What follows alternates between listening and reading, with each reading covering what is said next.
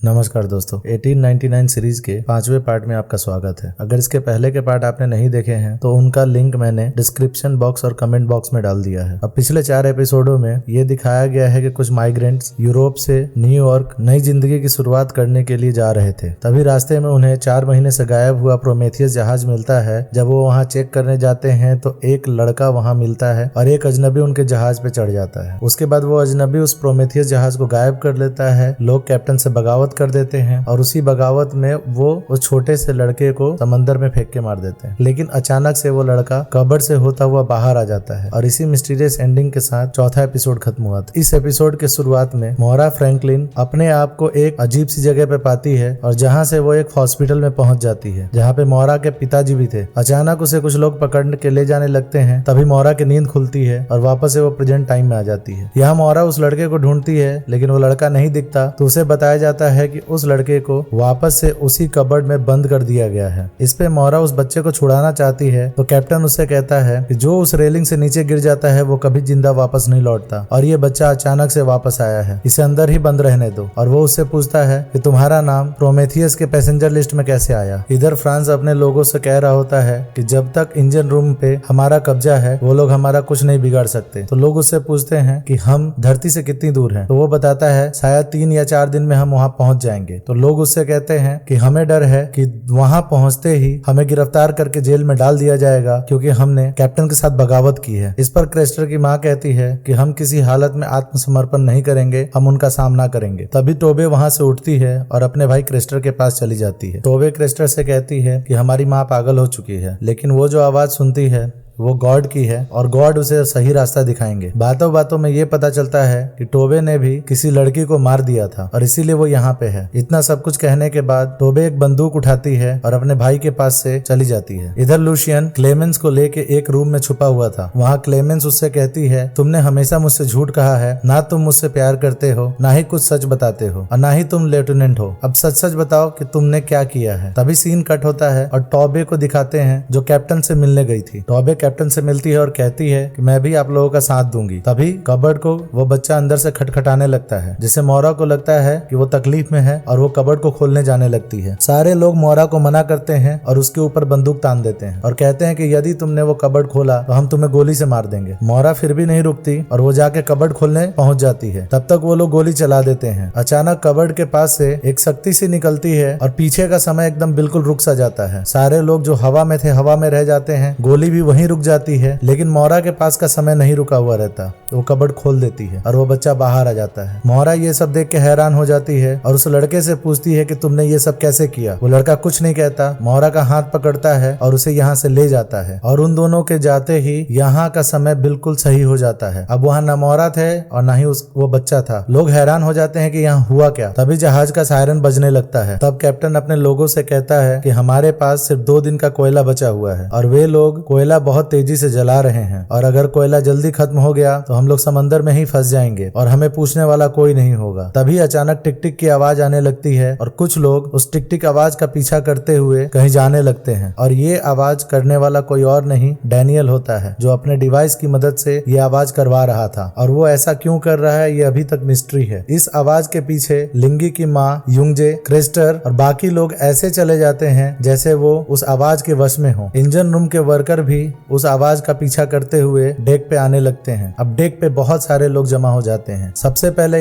लिंगी की माँ युंगजे पानी में छलांग लगा देती है, फिर क्रेस्टर भी छलांग लगा देता है और उनके पीछे वो सारे व्यक्ति छलांग लगाने लगते हैं। मोहरा उस बच्चे से पूछती है कि ये आवाज कैसी है और लोग इसके पीछे क्यों जा रहे हैं। तो बच्चा कुछ नहीं बोलता, एक पेज पे कुछ लिखता है और उसे दिखाता है। उस पेज पे लिखा था दे आर लिसनिंग, इसका मतलब वे लोग सब सुन रहे हैं। उसके बाद वो उसके कानों के पास जाता है और फुसफुसाते हुए कहता है कि मैं तुम्हें कुछ नहीं बता सकता, तुम्हें क्रिएटर से पूछना पड़ेगा। इधर कैप्टन गैलरी में अपने साथियों के साथ फ्रांस के सामने आ जाते हैं। थोड़ी बहसबाजी के बाद वो एक दूसरे को मारने के बजाय बाकी बचे हुए पैसेंजर्स और लोगों को बचाने के लिए फैसला लेते हैं। इधर मोहरा फ्रैंकलिन को वो बच्चा इशारों में बेड के नीचे बने उसी बॉक्स टाइप के जगह पे चलने का कहता है। अब वो उस बॉक्स में जाके उस कॉकरोच नुमे कीड़े को छोड़ देता है। मोहरा भी उसके पीछे पीछे जाने लगती है। तभी कॉकरोच आगे बढ़ता है और एक दरवाजा खुलता खोलता है, जिससे मोरा जब बाहर निकलती है तो वो अपने आप को पहाड़ों में पाती है। इधर डैनियल को कुछ शक होता है, वो भागता हुआ उसी कमरे में आता है, लेकिन तब तक वो दरवाजा बंद हो चुका था। अब उस पोर्टल के बंद हो जाने के चलते डैनियल कुछ नहीं कर पाता, तो अपनी डिवाइस निकालता है और उस डिवाइस की मदद से उस पोर्टल को दोबारा खोल देता है और वो भी वहां से बाहर आ जाता है। वो उस लड़के से मिलता है और कहता है कि तुम्हें मोरा को यहाँ लेके नहीं आना चाहिए था, वो लोग उस जहाज को डुबो देंगे और जब तक तुम यहाँ पे हो, सेफ हो, तो तुम यहीं रहना, कहीं आने जाने की कोशिश मत करना। और इतना कह के डैनियल वापस चला आता है। इधर जहाज से लोगों का कूदना जारी है, लोग एक एक करके जहाज से कूदते जा रहे हैं। रमीरो भागता हुआ एंजल के पास पहुंचता है। एंजल बिल्कुल घबराया हुआ था और घबराते हुए गाना गा रहा था। लूशियन और क्लेमेंस लोगों को पानी में कूदते हुए देख के काफी घबरा जाते हैं। तभी उनके पास जेरोम आता है और जेरोम को देखते ही लूशियन उससे लड़ बैठता है और दोनों में हाथापाई होने लगती है, जिसमें जेरोम जीत जाता है और वो सबसे पहले क्लेमेंस को बांध देता है। उसके बाद वो लूशियन और खुद को भी बांध लेता है और वो कहता है हम भी उस आवाज के वश में आ गए तो कम से कम बंधे होने की वजह से हम बाहर जाके समंदर में नहीं कूदेंगे। टोबे भी अपने आप को और अपनी माँ को बांध लेती है। इधर ओलेक अपने आप को और लिंगी को बांध देता है। अब इधर सेबेस्टियन अपने केबिन में बैठा होता है तो वहाँ मैसेज आता है जिसका डिकोड करने पे मतलब था सिंक द शिप, यानी जहाज को डुबो दो। इधर डैनियल भागता हुआ आता है और उस रेडियो डिवाइस को बंद करने की कोशिश करता है। तभी एक वर्कर वहाँ पहुंच जाता है और वर्कर कहता है कि तुम इस डिवाइस के साथ क्या छेड़खानी कर रहे हो। दोनों में हाथापाई होने लगती है, लेकिन किसी तरह से भी डैनियल अपने डिवाइस का बटन दबा देता है, जिससे वो वर्कर वहीं बेहोश हो जाता है। सीन शिफ्ट हो जाता है और इधर मोरा को दिखाते हैं जो उस पहाड़ पे से एक घर टाइप की जगह को देखती है। जब वो उसके नजदीक पहुंचती है तो वो एक मेंटल हॉस्पिटल था। उसे ये हॉस्पिटल जाना पहचाना सा लगता है, लेकिन ये हॉस्पिटल बिल्कुल खाली था। वो रूम नंबर 1011 के पास पहुंचती है और उसका दरवाजा खोलती है। सामने एक चेयर लगा हुआ था जो बिल्कुल खाली था। अब उस चेयर को देख रही होती है, तभी उसके पिताजी वहां आ जाते हैं। उनके हाथ में एक इंजेक्शन था। मोरा को ये सब झूठ लग रहा था, लेकिन वो अपने पिताजी से फिर से पूछती है कि उसके भाई के साथ क्या हुआ। वो प्रोमेथियस जहाज पे गया था। वो अपनी सारी बातें फिर से दोहराती है। तभी वही दो लोग आके उसे पकड़ लेते हैं और चेयर पे बांध देते हैं और उसके पिताजी उसे वही इंजेक्शन देते हैं। थोड़ी देर बाद जब मोरा की आंखें खुलती हैं तो वो फिर से अपने आप को जहाज के ऊपर अपने बेड पे पाती है। मोरा बाहर निकलती है, तभी उसे कैप्टन दिखाई देता है। कैप्टन मोरा से पूछता है कि तुम कैसे गायब हो गई थी और कहाँ चली गई थी। तो मोरा बताती है ये सब उस बच्चे ने किया था। उसके हाथ में एक पिरामिड है जिसके द्वारा ये सब कर रहा है। और वो कैप्टन से कहती है कि उसका नाम मोरा फ्रैंकलिन नहीं है, उसका नाम मोरा सिंगटन है और उसके पिता का नाम हेनरी सिंगटन है, जो इन सारे जहाजों के मालिक हैं। उसके अलावा उन्हें लोगों के दिमागों से रिसर्च करना शुरू कर दिया था और ये जो लोग कूद रहे हैं ये भी मेरे फादर के एक्सपेरिमेंट का हिस्सा है। और शायद मेरे भाई को मेरे पिताजी के बारे में पता चल गया था, जिसके लिए उसने मुझे एक लेटर लिखा और मुझे न्यूयॉर्क में मिलने के लिए बोला। मोरा ये सब कैप्टन को बता ही रही होती है, तभी वो कॉकरोच नुमा कीड़ा वहाँ आ जाता है। मोरा पटाख से उसे पकड़ लेती है और पकड़ने के बाद वो उसी शाफ्ट में जाती है और उस शाफ्ट का दरवाजा खोल के कीड़े को उसमें डाल देती है और कैप्टन से कहती है कि हमें रास्ता दिखाएगा। और होता यही है, वो कीड़ा एक रास्ता खोल देता है। जब वो उस पोर्टल के जरिए बाहर निकलते हैं तो दोनों एक दूसरे को जंगल में पाते हैं। तभी कैप्टन को याद आता है कि वो इस जगह पे पहले भी आ चुका है। तभी कैप्टन के कानों में आवाज आने लगती है। उस आवाज का वो पीछा करता हुआ भागता है और अपने घर के पास पहुंचता है जो बिल्कुल जल चुका था। कैप्टन और मोरा उस घर के अंदर जाते हैं जहाँ कैप्टन बिल्कुल सरप्राइज था। वो मोरा से पूछता है कि एक इतने बड़े जहाज के अंदर इतनी बड़ी जगह कहाँ से आ सकती है। तो मोरा कहती है ऐसी एक ही जगह नहीं है, मेरे कमरे के अंदर भी एक ऐसा ही बॉक्स है और जहाँ से मैं मेंटल असाइलम में पहुंच गई थी। अब सीन यहाँ से शिफ्ट होके कर्बरोज पे पहुंचता है जहाँ पे सेबेस्टियन कैबिन के अंदर जाता है और वहाँ के क्रू मेंबर उसे बताता है कि एक ही मैसेज बार बार आ रहा है, इस जहाज को डुबो दो। इस पे सेबेस्टियन कुछ नहीं कहता। वो अपनी जेब में से वैसा ही डिवाइस निकालता है जैसा डैनियल के पास था और एक बटन दबाता है जिससे वो कैबिन क्रू का आदमी वहीं पर गिर जाता है। उसी वक्त मोरा और कैप्टन उस बॉक्स में से बाहर निकल के जहाज पे आ जाते हैं। यहाँ मोरा कैप्टन से कहती है कि शायद मुझे सब कुछ याद आ गया था, इसीलिए मेरे पिताजी ने मेरी यादें मिटा दी थी। इस पे कैप्टन कहता है कि मैंने भी तुमसे एक बात छुपाई है, जो प्रोमेथियस जहाज था उसका कैप्टन मैं ही था, क्योंकि पैसेंजर लिस्ट में मेरे ही सिग्नेचर थे। अब डेक पे से सारे लोग नीचे समंदर में कूद चुके थे। तभी आवाजें आना बंद हो जाती हैं और बाकी बचे लोग डेक पे आते हैं। ये बहुत ही कम बचे हुए थे। तभी सेबेस्टियन वहां आता है और कैप्टन को वो मैसेज दिखाता है जो उसे मिला था, जिसमें लिखा था सिंक द शिप। तो डैनियल कहता है कि वो लोग प्रोमेथियस को डुबाने के लिए नहीं कह रहे, वो इसी शिप को डुबोने के लिए कह रहे हैं। इधर मोरा के पिताजी हेनरी को दिखाते हैं जिनके पास एक आदमी आता है, तो वो कहते हैं कि उस लड़के एलियोट को लेके आओ और वो एक खिड़की से उसी तरह के पिरामिड को देख रहे होते हैं। और इसी सस्पेंसफुल एंडिंग के साथ ये एपिसोड यहीं खत्म हो जाता है और पीछे बहुत सारा सस्पेंस छोड़ के जाता है। अब आगे के एपिसोड के लिए आप लोग बने रहें और मेरे चैनल को सब्सक्राइब कर दें।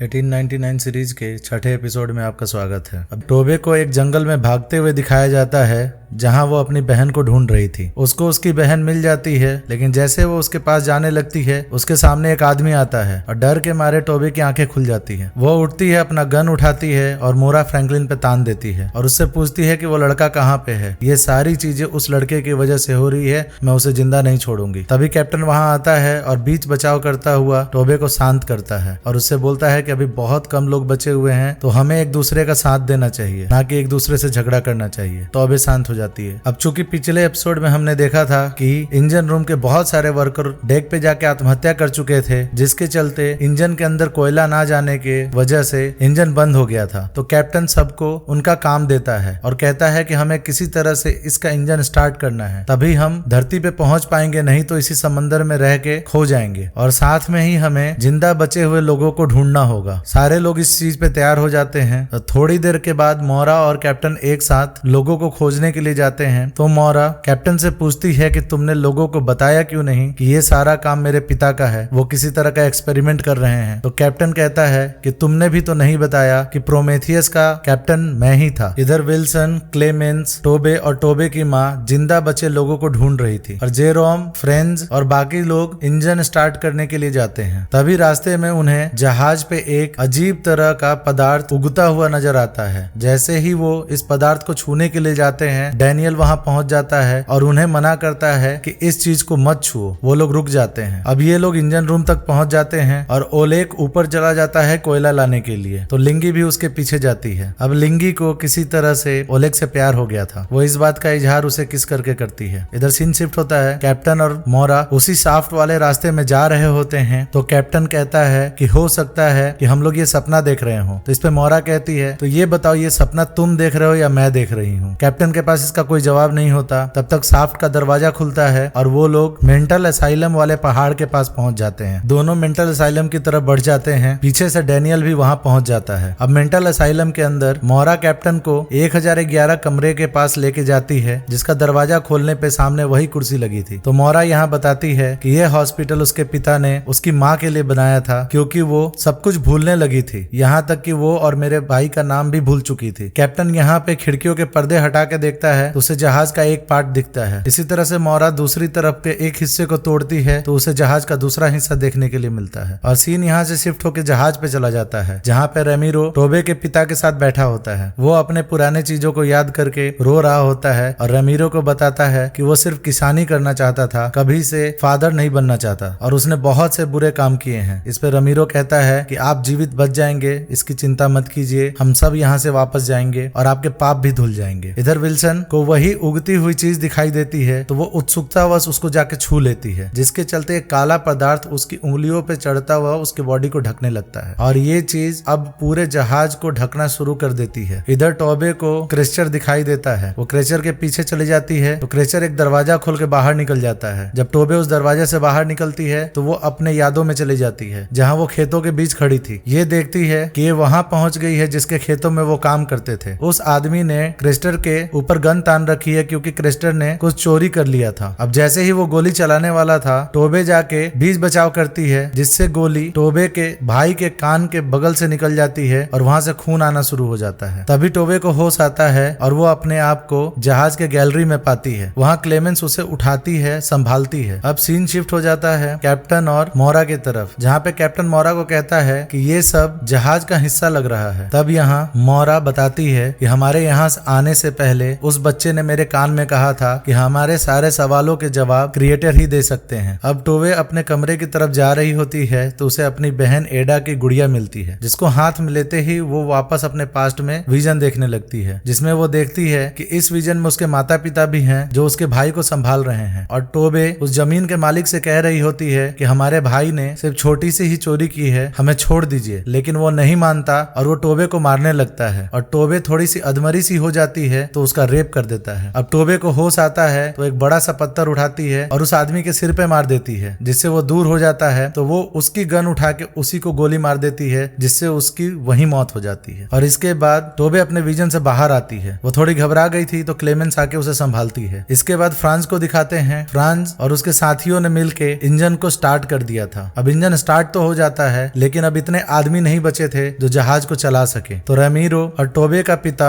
मैनुअल देख के जहाज को चलाने की कोशिश करना चाहते हैं, जिसके लिए वो मैनुअल उठाते हैं और जब उसे खोलते हैं तो उसमें सिर्फ एक ही लाइन रिपीट हो रखी थी कि सच्चाई आने से पहले ये कॉफी असर कर जाए। इधर सेबेस्टियन सबसे छुपता छुपाता उसी कबर्ड के अंदर जाता है जहाँ से वो लड़का वापस आया था और वो वहाँ से सीधे टेलीपोर्ट होके मोरा के पिता के पास पहुंच जाता है, जहाँ पे हेनरी सेबेस्टियन से कहता है कि तुम जल्दी से जाओ और उस बच्चे को लेके आओ, उसके पास वो पिरामिड है और मुझे उस पिरामिड की बहुत जरूरत है। वो ये भी सेबेस्टियन से कहता है कि इस प्रोजेक्ट पे बहुत कुछ दांव पे लगा है और लोगों को अपने देखने का नजरिया बदलना पड़ेगा, क्योंकि जब वो नजरिया बदल देंगे तो सारी चीजें साफ होने लगेंगी। इधर मोरा और कैप्टन पूरे अस्पताल को छान मारते हैं लेकिन उन्हें कुछ नहीं मिलता। तभी उन्हें वही उभरती हुई चीज हॉस्पिटल में भी निकलती हुई दिखती है, जहाँ पे मोरा उस चीज को छूने के लिए जाती है। तभी डैनियल वहाँ पे आके उसे मना कर देता है। कैप्टन और मोरा हैरान हो जाते हैं कि डैनियल यहाँ पे कैसे आ गया। तो डैनियल उन्हें कहता है कि सॉरी कैप्टन, मैं आपका पीछा कर रहा था। कैप्टन डैनियल की तरफ गन पॉइंट करके उसे सवाल जवाब करने लगता है, जिसपे डैनियल मोरा से बोलता है क्या तुम्हें याद नहीं है? तो मोरा मना कर देती है। तभी डैनियल अपने हाथ में उसी डिवाइस की मदद से कैप्टन को एक दूसरी जगह पे भेज देता है। मोरा ये सब देख के घबरा जाती है। वो डैनियल से कहती है कि तुमने कैप्टन के साथ क्या किया, कैप्टन कहाँ चला गया? तो डैनियल कहता है कि क्या तुम्हें याद नहीं है कि 12 साल पहले हमारी शादी हो चुकी है, मैं डैनियल हूँ। मोरा कहती है कि मुझे नहीं पता। वो सोचती है कि डैनियल उसके पिता का भेजा हुआ आदमी है, वो उस पर विश्वास नहीं करती है। तो मोरा कहती है कि मैं तुम्हारी बातों को नहीं मानती हूँ, तुम ये डिवाइस अपने से दूर रखो। वो ऐसा ही करता है। तो वो डैनियल को उसी 1011 कमरे के अंदर बंद कर देती है। तो डैनियल कहता है कि तुम उठ जाओ, तुम प्लीज उठ जाओ। इसका मतलब मोरा को समझ में नहीं आता और डैनियल को वो लॉक कर देती है और लॉक करने के बाद कैप्टन को ढूंढने के लिए बाहर निकल जाती है। जब वो मेंटल असाइलम से बाहर आती है तो पहाड़ पे खड़ी होकर उसे कुछ नहीं सूझता। तो वो कहती है कि पिताजी आप मुझे देख रहे हैं, मुझे पता है। और गुस्से में वो अपने हाथ वाली गन दूर फेंकती है, जो दूर ना जाके थोड़ी दूर जाके किसी चीज से टकराती है और वहां पे शीशे के टूटने के निशान बन जाते हैं, जिसे हटा के वो देखती है तो उसे एक पोर्टल नजर आता है। उस पोर्टल को देख के तो वो और हैरान हो जाती है कि ये सब हो क्या रहा है। इधर उसके पिता को दिखाते हैं जो अलग अलग स्क्रीन पे अलग अलग चीजों को देख रहे थे। इधर क्लेमेंस टोबे की माँ डेक के ऊपर आती हैं तो अपने सामने देखती हैं एक बहुत ही बड़ा सा तूफान बहुत ही तेजी से इनकी तरफ बढ़ा हुआ चलता हुआ आ रहा था, जिसपे वो विश्वास नहीं कर पाती क्योंकि वो इतनी तेजी से इनके पास आ रहा था जो नामुमकिन था। तभी कैप्टन को दिखाते हैं वो जंगलों में आगे बढ़ते चले जा रहे थे। तभी उसे एक शाफ्ट मिलता है तो वो उस पोर्टल के जरिए अंदर आता है। जब वो अंदर आता है तो देखता है कि सारी चीजें टूटी हुई हैं। तो उसे उसकी हालत देख के समझ में आ जाता है कि ये जहाज कोरबरस ना होके प्रोमेथियस है। और जब वो बाहर डेक पे आके देखता है तो उसे प्रोमेथियस की तरह बहुत सारे जहाज समंदर में ऐसे ही खड़े दिखते हैं जो काफी टूटी फूटी हालत में थे। और इसी मिस्टीरियस एंडिंग के साथ ये एपिसोड 5 भी खत्म हो जाता है। आगे के एपिसोड के लिए इस चैनल के साथ बने रहिए। नमस्कार दोस्तों, आज हम शुरू करने जा रहे हैं 1899 सीरीज के 7वें एपिसोड को। इस चैनल को लाइक करके सब्सक्राइब कर दे। एपिसोड के शुरुआत में हम मोरा और डैनियल को देखते हैं जो एक दूसरे के साथ इंटीमेट हो रहे थे। इसके बाद डैनियल मोरा को कहता है कि तुम कहती हो कि ये सब हमारे दिमाग में चलता है, जो कुछ भी हम सोचते हैं, जो कुछ भी हम समझते हैं, वो सब हमारे दिमाग के अंदर रहता है, हमारी याद है, सब कुछ। तो क्या मैं तुम्हारे दिमाग के अंदर रहने वाला हूँ? तो मोरा कहती है बिल्कुल। मोरा बाहर चली जाती है। तभी डेविड को शट डाउन इनिशिएटेड का आवाज आता है और वो भाग के बाहर देखता है, लेकिन उसे मोरा कहीं दिखाई नहीं देती, केवल उसके कपड़े मिलते हैं। तभी डैनियल की आंखें खुलती हैं और वो अपने आप को उसी मेंटल असाइलम में बंद हुआ पाता है। मोरा अभी भी बाहर खड़ी थी। डैनियल मोरा को कहता है कि शट डाउन इनिशिएट हो चुका है,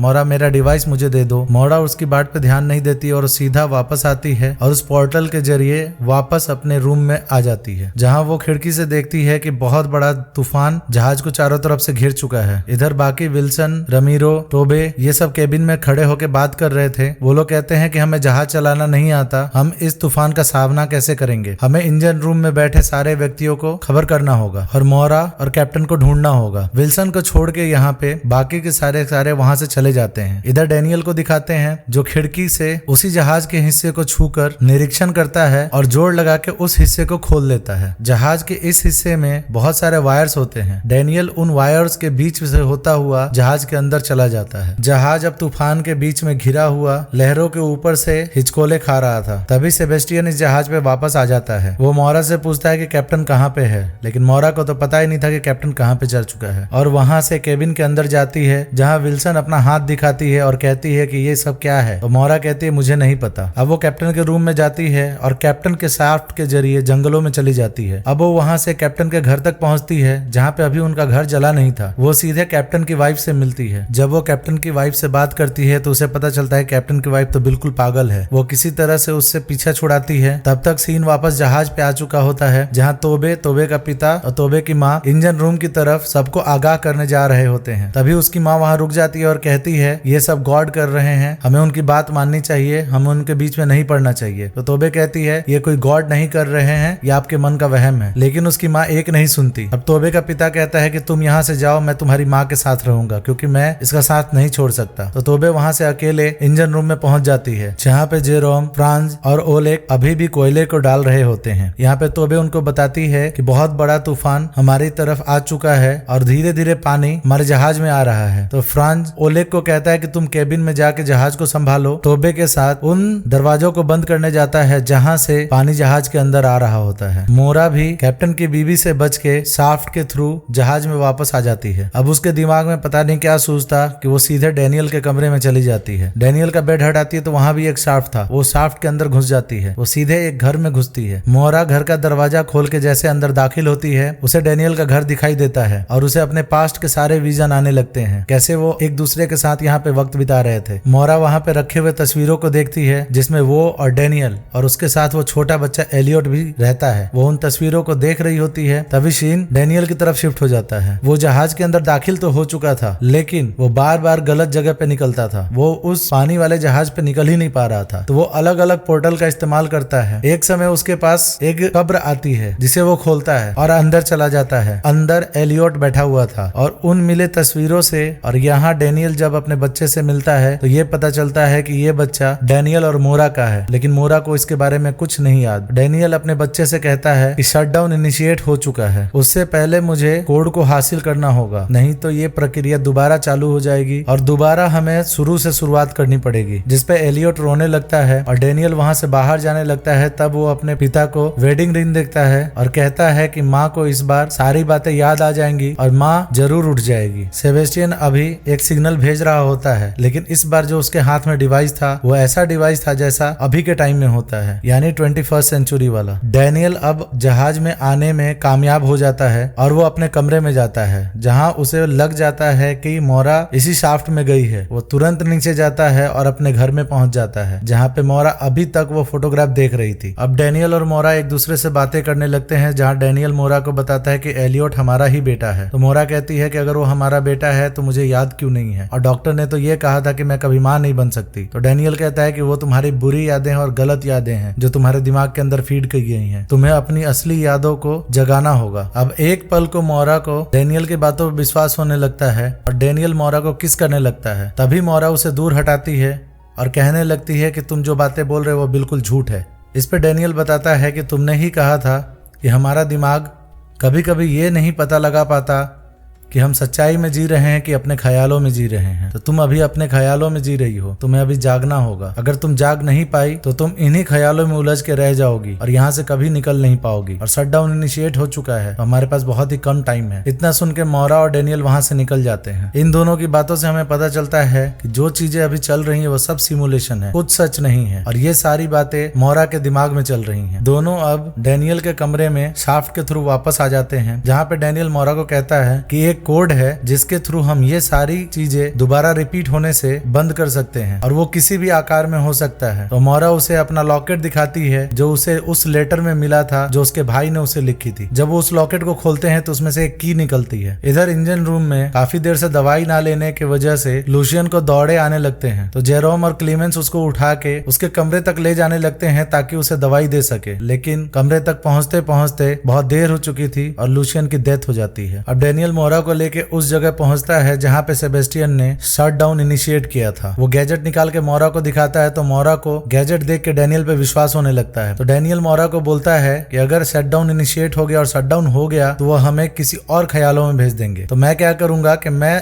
अपने ख्याल और तुम्हारे ख्यालों को जोड़ दूंगा जिसके चलते हमें कुछ और टाइम मिल जाएगा ताकि हम उस कोड को ढूंढ सके। तो मोरा पूछती है कि ये सिमुलेशन कितनी बार हो चुका है। तो डैनियल बताता है कि ये सिमुलेशन दर्जनों बार हो चुका है पर वो कोड मैं ढूंढ नहीं पाया हूँ। और हर सिमुलेशन 8 दिनों तक चलता है और आज तक कोई भी जहाज अपने मुकाम तक नहीं पहुंच पाया है और हर बार सिमुलेशन स्टार्ट हो जाते हैं। डेनियल मोरा को कहता है कि हमें ये काम खत्म करके एलियट के पास जाना चाहिए, जहां मोरा हाँ कह देती है। अब हम उस डिवाइस में देखते हैं शटडाउन में सिर्फ 10 मिनट बाकी रह गए। इधर लिंगी को दिखाते हैं जो ओलेग के साथ थी, जो दोनों अब केबिन में पहुंच चुके थे और ओलेग जहाज की कमान संभाल लेता है। लेकिन लिंगी को अब विजन आने शुरू हो जाते हैं, जहाँ पे उसकी माँ डेक पे दिखाई देती है तो लिंगी डेक पे चली जाती है। ओलेग उसे देखता है और उसे आवाज देता है, लेकिन लिंगी पीछे नहीं मुड़ती। तो ओलेग उसे बचाने के लिए डेक पे चला जाता है और उसे पकड़ के वापस लेके आ रहा होता है। तभी एक लहरों का बड़ा सा झोंका आता है। लिंगी तो बच जाती है, लेकिन ओलेग बह के समंदर में गिर जाता है, जिसे देख के लिंगी की हालत बहुत बुरी हो जाती है। वो रोने लगती है और जहाज बड़े बड़े लहरों के बीच में फंस के हिचकोले खा रहा होता है। और इसी बड़े हिचकोले की वजह से इंजन रूम के अंदर एक बहुत बड़ा सा लोहे का बार नीचे गिरता है और एंजल उसके नीचे दब जाता है। जब तक एंजल को उसके नीचे से निकाला जाता तब तक वो मर गया था। इधर हम लोग टोबे की माँ और बाप को देखते हैं जो एक दूसरे से बात। तभी उस जगह पानी भरने लगता है और ज्यादा पानी भरने के चलते उसमें डूब के दोनों की मौत हो जाती है। इधर टोबे और फ्रांस भी एक जगह फंस जाते हैं जहाँ पानी भरना शुरू हो जाता है। फ्रांस टोबे को बचाने की बहुत कोशिश करता है, लेकिन पानी में डूबने की वजह से उन दोनों की भी मौत हो जाती है। और ये सब कुछ हेनरी सिंगलटन स्क्रीन पे देख रहा होता है। तभी सेबेस्टियन एलियट को लेके उसके पास आता है। हेनरी सेबेस्टियन से कहता है कि वो लोग सिर्फ अपने इमोशंस की वजह से मारे जा रहे हैं। वो अपना नजरिया नहीं बदलते और एक दूसरे की परवाह करते रहते हैं, जिससे वो अपने दिमाग पे काबू नहीं रख पाते। और मुझे ये सिमुलेशन बार बार चलाना पड़ रहा है। फिर वो जाके अपने डेस्क पे बैठता है और एक माइक निकालता है और उससे बोलना शुरू करता है, जिसे मोरा और डेनियल जहाज पे सुनना शुरू कर देते हैं। हेनरी बोलता है कि अब सारे लोग मारे जा चुके हैं, तुम लोग बहुत करीब आ गए थे, लेकिन तुम लोग फिर से नाकाम हो गए। अब तुम लोग नए सिमुलेशन में जाओगे। और वो मोरा को कहता है कि तुम वो चाबी मुझे दे दो तो मैं तुम्हारा बेटा एलियट तुम्हें दे दूंगा। तो उस समय डेनियल मोरा को वो अंगूठी दे देता है जो एलियट ने उसे दी थी। और तब हमें वो ट्रायंगुलर पिरामिड दिखाते हैं और वो की उसी पिरामिड की थी। और तभी शटडाउन इनिशिएट हो जाता है। अब धीरे धीरे समंदर के बीच में एक भंवर बनने लगता है और वो जहाज उस भंवर में समा जाता है, जो दूसरी तरफ निकलता है, जहाँ पे बहुत सारे ऐसे ही जहाज थे और कैप्टन वैसे ही एक जहाज के ऊपर खड़ा था और वो इस जहाज को उस भंवर से बाहर आता हुआ देख रहा था। और बाकी जिंदा बचे लोग डेक पे आते हैं, वो उस डेक से कैप्टन को देखते हैं, कैप्टन उनको देखता है और इसी मिस्टीरियस एंडिंग के साथ ये एपिसोड खत्म हो जाता है। अब आखिरी एपिसोड के लिए आप इस चैनल पे बने रहें। धन्यवाद।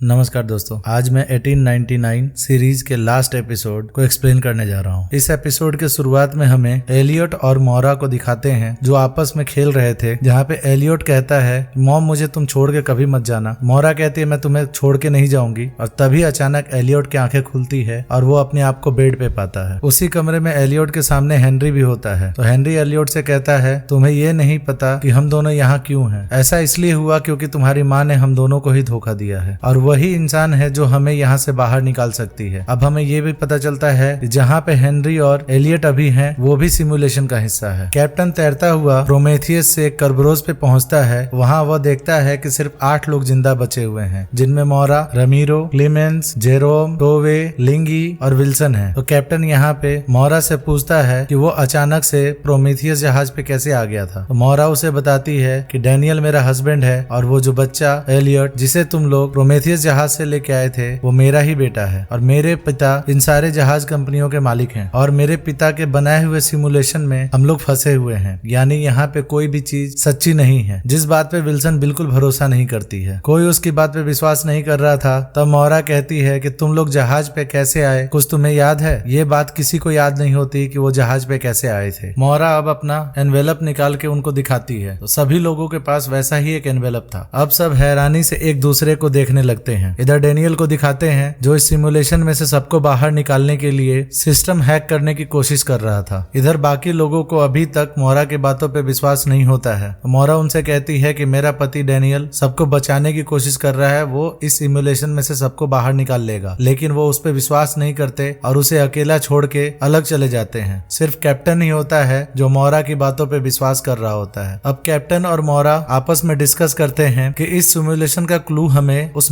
मेंटल असाइलम में मिलेगा और वो उस हॉस्पिटल में वापस जाना चाहते हैं। लेकिन जब ये मोरा के रूम में आते हैं तो उस रूम की शाफ्ट बंद हो चुकी थी। वो कैप्टन के रूम में जाते हैं तो वहाँ की भी शाफ्ट बंद हो चुकी थी। तभी मोरा को ध्यान आता है कि हो सकता है डैनियल के रूम की शाफ्ट खुली हो, क्योंकि वो सिस्टम हैक कर सकता था। जब वो उस रूम में जाते हैं तो सच में डैनियल के रूम की शाफ्ट खुली रहती है। तो कैप्टन और मोरा उस शाफ्ट से होते हुए डैनियल के घर तक जाते हैं। फिर वो डैनियल के कमरे में जाते हैं। अब मोरा और कैप्टन अपने पिता के ऑफिस तक जाना चाहते हैं, जिसके लिए उन्हें याद आता है कि जब उन्होंने मेंटल असाइलम का दीवार तोड़ा था तब उन्हें जहाज के अंश मिले थे। ये काम वो यहाँ भी करते हैं। जैसे ही वो दीवार को हटाते हैं उन्हें जहाज के निशान मिलने लगते हैं। जब वो उसको खोलते हैं तो वैसा ही वायर वाला हिस्सा उन्हें मिलता है जैसा डैनियल को पिछले एपिसोड में मिला था। अब वो जहाज के अंदर चले जाते हैं। इधर जहाज में बाकी सारे लोग सोचते हुए गैलरी की तरफ जाते हैं। तभी वो देखते हैं जो चीज पहले बढ़ रही थी अब वो बहुत तेजी से बढ़ने लगी है। अब धीरे धीरे वो चीज जहाज को सिकोड़ती जा रही थी, जिससे ये लोग डर के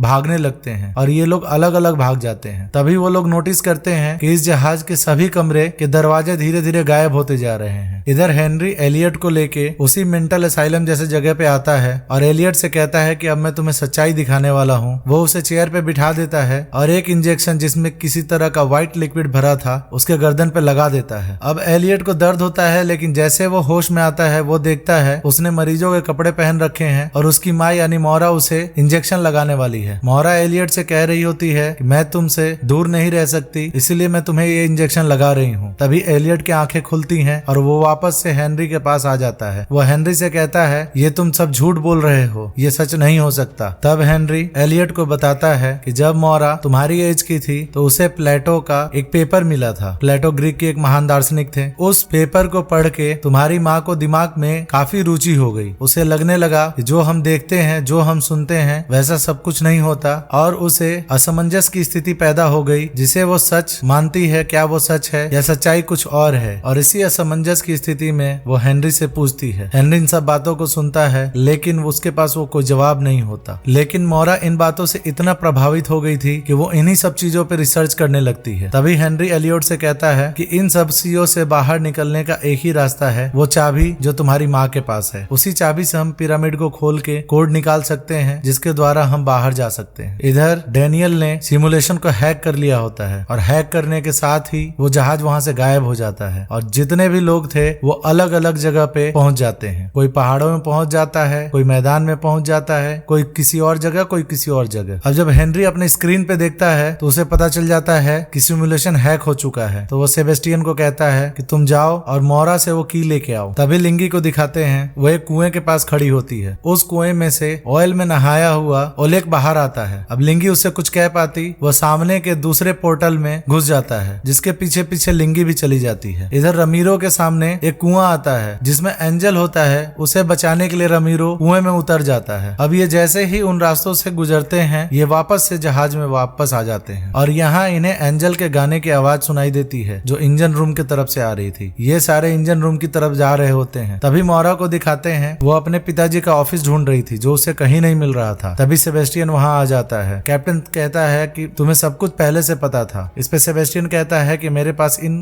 बातों के लिए वक्त नहीं है। सिमुलेशन को करप्ट कर दिया गया है और यहाँ पे सब कुछ बिखर जाएगा, कोई कुछ नहीं बचेगा। और वो मोरा से की मांगता है जिसमें मोरा उसे की दे देती है। तभी सेबेस्टियन अपना डिवाइस निकालता है और उस पे कुछ बटन को प्रेस करता है। उन बटन के प्रेस होते ही कैप्टन जमीन पे गिर जाता है और कुछ भी करना बोलना बंद कर देता है। अब सेबेस्टियन मोरा को कहता है कि तुम मेरे साथ चलो और वो मोरा को लेके हेनरी के पास पहुंच जाता है। वहाँ मोरा अपने पिता से कहती है कि मैं आपकी बेटी हूँ, आप मेरे साथ ऐसा क्यों कर सकते हैं और मेरा भाई कहाँ है। तो हेनरी कहता है कि तुम्हें अपने भाई की चिंता करने की कोई जरूरत नहीं है। तभी सेबेस्टियन वो की ले जाके हेनरी को दे देता है। हेनरी उस की में से एक बटन दबाता है और वो पूरा लोकेशन, वो पूरा सिमुलेशन चेंज हो जाता है। अब वो मेंटल असाइलम की तरह दिखने लगता है जहाँ पे दो लोग आते हैं, मोरा को पकड़ते हैं और मोरा को पकड़ के उसी चेयर पे ले जाके बांध देते हैं। यहाँ पे हेनरी मोरा को दिमाग के बारे में बहुत सारी बातें बताने लगता है जिसपे मोरा गुस्सा हो जाती है। तब हेनरी उससे कहता है कि इस सिमुलेशन का क्रिएटर मैं नहीं हूँ, इस सिमुलेशन का क्रिएटर तुम हो। तुम और तुम्हारे पति ने मिलके यह सिमुलेशन बनाया है और इस लूप में बाकी सारे लोग फंस गए हैं। यहाँ हम देखते हैं कि वहाँ दो इंजेक्शन पड़े हुए थे, एक में काला लिक्विड पड़ा था, एक में व्हाइट लिक्विड पड़ा था और हेनरी अब मोरा की याद मिटाने की कोशिश करने वाला था। इतना कह के हेनरी वो ब्लैक लिक्विड वाला इंजेक्शन मोरा को लगा देता है। इधर जहाज पे बाकी बचे हुए लोग धीरे धीरे इंजन रूम की तरफ पहुंच जाते हैं, जहां वो देखते हैं कि धीरे धीरे जहाज बिखर रहा है। इधर हेनरी वो की पिरामिड में लगाता है पर कुछ भी नहीं होता, वो पिरामिड से कुछ भी फर्क नहीं पड़ता। तब हेनरी समझ जाता है कि डैनियल ने कोड बदल दिया है। इधर धीरे धीरे वो कर्बरोस जहाज नष्ट हो जाता है और मोरा को होश आता है। वो अपने आप को पहाड़ पे पाती है जहाँ पे एक कब्र होती है। उस कब्र को खोल के वो अंदर जाती है जो एलियट के छुपने का कमरा था। वो बाकी सारे चीजों को देख के भावुक हो जाती है। तभी डैनियल वहाँ आता है। डैनियल के वहाँ आते ही डैनियल उसे बताता है कि मैंने सारे कोड बदल दिए हैं, सब कुछ बदल गया है और यही असली सिमुलेशन है जो हमने बनाया था। और जो हेनरी के पास पिरामिड है वो असली पिरामिड नहीं है। असली पिरामिड तो यहाँ एलियट के पास था और जो की हमने हेनरी को दिया है वो भी असली की नहीं है। असली की हमारी वेडिंग रिंग है जो अभी तुम्हारे हाथों में है। डैनियल उसे ये भी बताता है कि तुम्हारे भाई ने